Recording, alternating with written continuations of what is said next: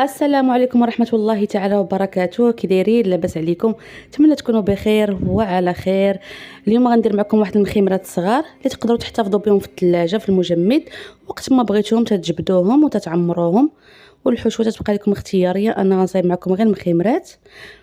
نبداو على بركه الله. عندي هنا جوج زلايف ديال الفورص الرطب في زلافه وحده ديال الفينو.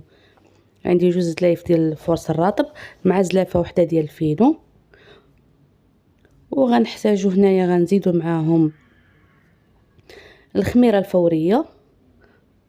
عندي هنا 2.5 معالق صغار. درت في الاول 2 معالق صغار، بات لي قليله، وغنزيد واحد نص معلقه. كما قلت لكم هادو تقدروا تحتفظوا بهم في المجمد، وقت ما بغيتوهم تجبدوهم احسن من هادوك اللي تشرو من الزنقه. تتصايبيهم بيديك في الدار، تتعرفي اش تاكلي، تصايبيهم تديري لهم واحد الصبيحه هكا ولا عشيه، تتعجنيهم وتوجديهم بالكميه كثيره، وتديروهم في هكا تتخليهم حتى تيبردوا مزيان. ومن بعد تاخدي القياس ديالك تديريه في هذيك الميكا ديال البلاستيك ديال الثلاجه ديال المجمد، تتحطيهم فيه وتتستفيهم هكا في الكونجيلاتور على القياس اللي بغيتي نتي. وقت ما بغيتيهم تتجبديهم، تتخليهم هكا قبل المغرب يطلقوا، تتكوني موجده لهم لاصق ديك العماره باش تعمريهم، ومن بعد تعمريهم. عندي هنايا درت كما قلت لكم الدقيق الفورس والدقيق الفينو. عندي معلقه صغيره الملحه، 2.5 معالق ديال الخميره الفوريه. غندير واحد طريقه ديال السكر حبيبات سنيده باش تعطيني غير داك التحميره، وغنزيد واحد 2 معالق ديال الزيت النباتيه. صافي. عندي هنا الماء الدافئ للعجن، غنبقى نعجنهم. وما تكونش العجينه قاصحه، تكون العجينه شي شويه مرخوفه. صافي. من بعد ما عجنتهم ودلكتهم مزيان غادي نغطيهم وغادي نخليهم يخمروا الخمره الاولى. من بعد ما خمروا لي الخمره الاولى صافي، دابا غنقطعهم على كويرات. كما قلت لكم تديروا الكميه اللي بغيتو. دائما القياس ديال دقيق الفورس يكون مضوبل على القياس ديال الفينو. تقدروا تزيدوا معاهم داك الدقيق ديال الزرع ديال القمح حتى هما تيجيو زوينين. انا ما عنديش دابا، اكتفيت غير بالفينو، حتى بالزرع تيجيو الصراحه زوينين. صافي تنكورهم هكا كويرات. انا هنا راه ما دايرهش بزاف، دايره تقريبا غير شي ربعه ديال دقيق الفورس في 125 غرام ديال دقيق الفينو، حيت غير بغيت نشارك معكم الوصفه. تيقرب رمضان هكا، من بعد شي نهار نعاود نديرهم ونحتفظ بهم في المجمد. حتى هادو ما غنستعملهمش دابا، غنخليهم حتى يبردوا، ومن بعد غنديرهم في البلاستيكات ونحتفظ بهم بالمجمد حتى يقرب ان شاء الله رمضان ونبدا نستعملهم. صافي. هنا غناخذ ديك الكويرات، غنرش داك السطح العامل بشويه ديال دقيق الفينو، وغنبدا نطلقها بالمدلك. صافي. ونطلقها بالمدلك، يعني ساهله.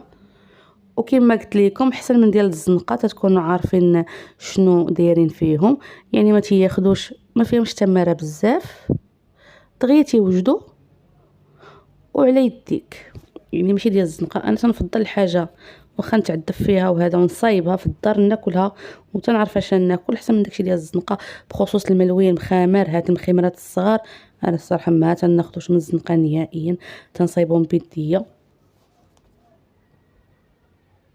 كما بغاو يجيو، المهم صايباهم بيديا. صافي. وغادي نطلق العجينه، ما يكونوش رقاق بزاف. انا شفت شي وحدين كاين حتى هاد العجينه تيديروا بها البيتزا، صراحه هذه ما تصلحش العجينه ديال البيتزا. واللي تيبغي يدير عجينه البيتزا تيستعملها، لان العجينه البيتزا ماشي هي هذه. انا تنشوفهم تيديروا هكا عجينه وحده تيخرجوا منها مخيمرات، تيخرجوا منها عجينه ديال البيتزا، لاباط ديال البيتزا. صراحه لاباط ديال البيتزا ماشي هي هذه. صافي. وغنبدا نقطع بالقطاعات. انا عندي هاد القطاعات تقدروا ديروا غير كاس داير، وهاد القطاعات راه ما غاليينش، ناخذ منها ب3 دراهم. هاد القطاعات نيت تندير فيهم انايا، هما راه ماشي قطاعات، هما راه ليمول ديال لي طاخط. هادو اللي عندي راه ليمول ديال لي طاخط، وانا تنقطع بهم. وكاين ديال البلاستيك دايرين 3 دراهم قطاعات. صافي. غنستمر بحال هكا، غنقطع شويه دوائر شويه مربعات، وغنخليهم عاوتاني يخمروا الخمره الثانيه.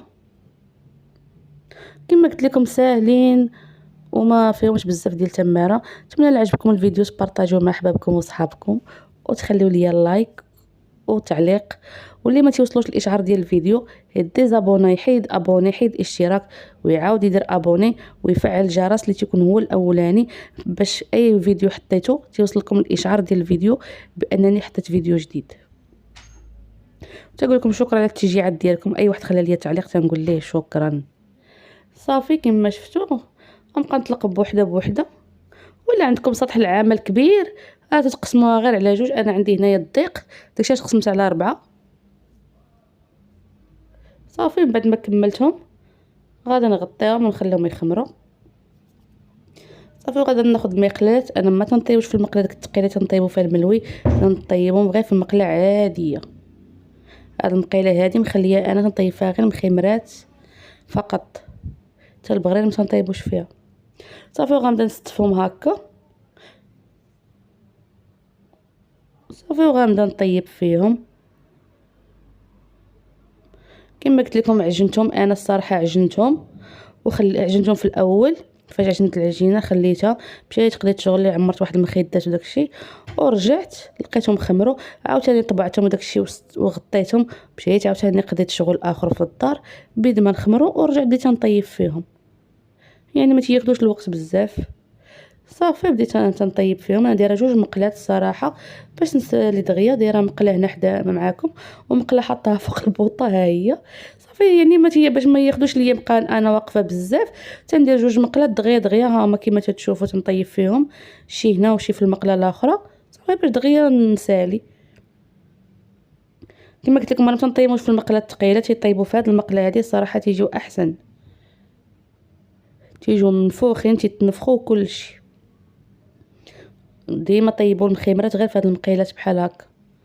اي مقله عندك طيبي فيها بحال هكا المخيمرات، ماشي ضروري ديرهم في ديك المقله الثقيله ديال الملوي والرغيف. صافي من بعد ما كملتهم ها نتوما تتشوفوا تبارك الله راه جو فنين، لا منظر لا شكلا. لا منظر وشكلا راه هو نفس المصطلح، مو لا منظر لا مذاق. ها انا حليت معكم وحده هاد المربع. شو تبارك الله تبارك الله كي تيجيو من الداخل خاوين وفي نفس الوقت رطبين.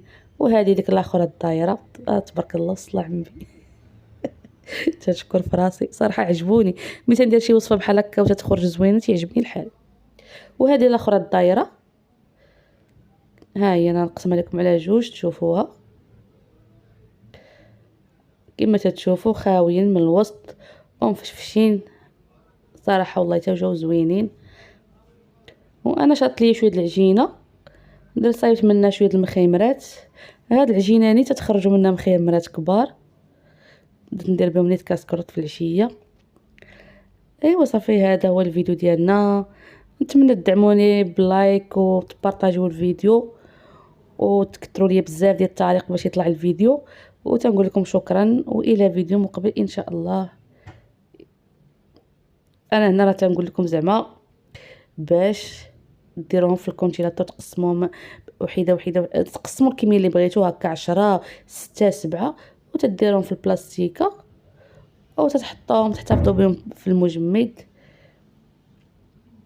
ايوا هذا هو الشكل النهائي ديالهم. تنقول لكم شكرا الى فيديو مقبل ان شاء الله. بسلام عليكم. وما تنساوش لايك الفيديو وتبارطاجيوه مع الناس اللي تتعرفوا.